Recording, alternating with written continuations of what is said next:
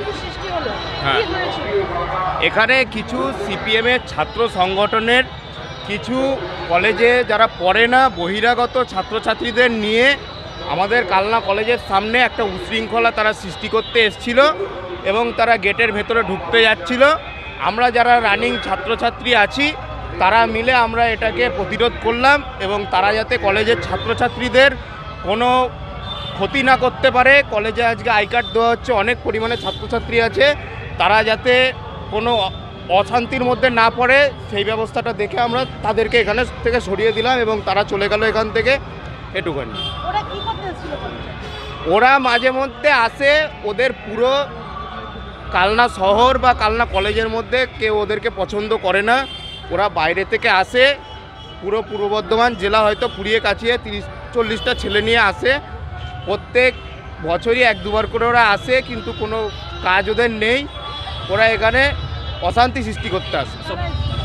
সিপিএমের ছাত্র সংগঠন এসএফআই এসপি। এসব সব বহিরাগত ছাত্র। কি নাম তোমার? আমার নাম কৌশিক সাহা। ডেলিগেশন কি আছে?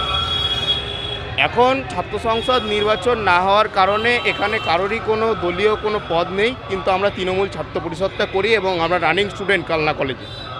রাস্তা তৈরি, সরকারি রাস্তা তৈরি কাজ করছে, কবে থেকে করছে? কালকে থেকে শুরু হয়েছে, কালকে থেকেই করছে। কতগুলো বাচ্চা আছে? দুটো না কটা আছে বাচ্চা।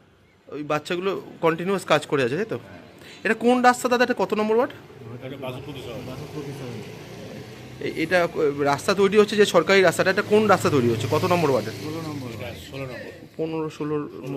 16 নম্বর ওয়ার্ড। আর এই বাচ্চা দুটো কবে থেকে কাজে নেমেছে? এই পিচ মিচ সমস্ত যা হচ্ছে সমস্ত কিছু এরা করছে, তাই তো? মোটামুটি দাদা আপনি স্থানীয় বাসিন্দা, তাই তো?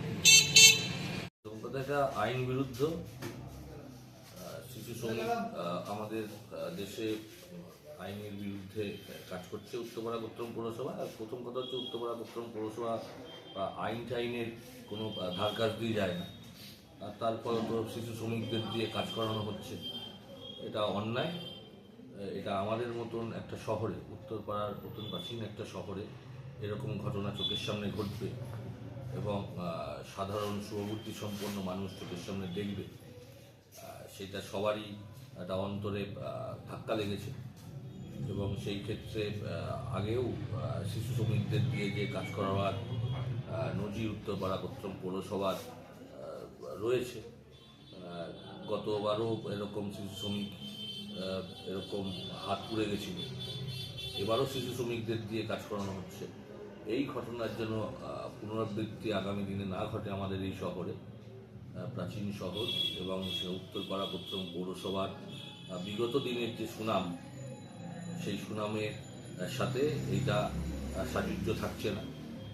সেই কাজে খেয়াল রাখতে হবে উত্তরপাড়া গোত্রম পৌরসভাকে, এই ঘটনা যেন পুনরাবৃত্তি আর আগামী দিনে না ঘটে। নাম? আমার নাম রজত ব্যানার্জি, সিপিআই গোত্রম এরিয়া কমিটির সম্পাদক।